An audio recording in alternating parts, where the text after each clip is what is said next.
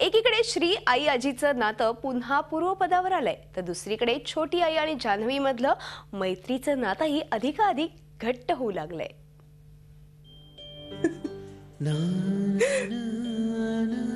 आता काय नंतर काय.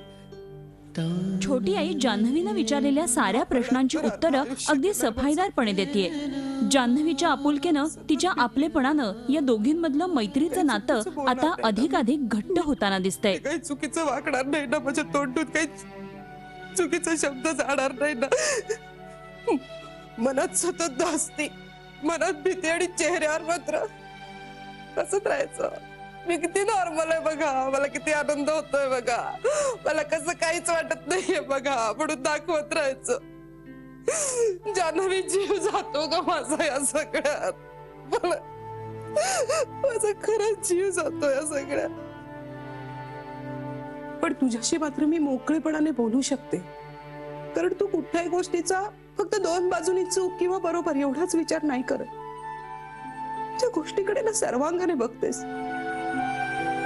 आणि म्हणून मला खात्री वाटते तुझ्याबद्दल. हो ना, मग बोला ना माझ्याशी. मला माहितीये खूप दिवसांपासून तुम्हाला मला काहीतरी सांगायचंय. आणि छोटी आई प्लीज, योग्य वेळ आल्यावर मी सांगेन असं नका म्हणू, कारण योग्य वेळ वगैरे असं काही नसतं. आपण मनाशी ठरवलं की आपल्याला बोलता येतं.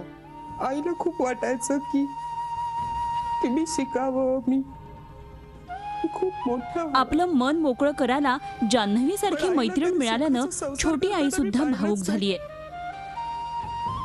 आणि म्हणून कदाचित मी स्वप्न बघितली ती फक्त माझ्या संसाराची.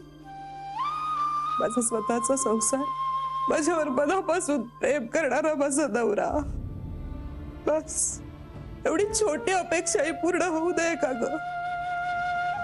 मी एवढी काय मोठी चूक केली होती ग, की एवढ्या छोट्या छोट्या गोष्टी मला मिळू नये. ना मी धड संसार केला, ना मला माझा नवरा मिळाला, ना खुशीत एक छोटस एक गोष्ट सांगते तुम्हाला आज. आता काही झालं तरी मी तुमच्या बरोबर आहे कायम.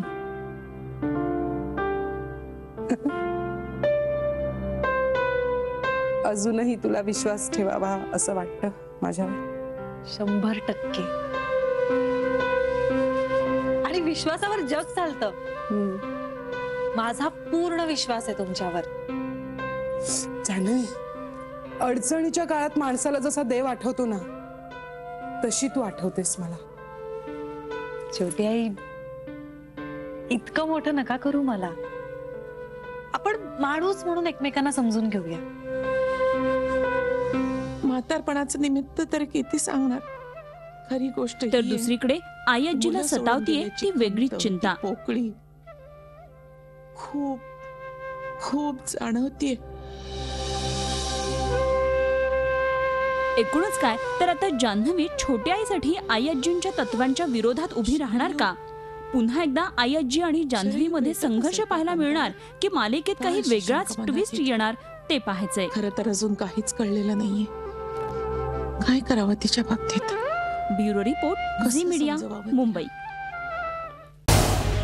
झी 24 तास रहा एक पाऊल पुढे.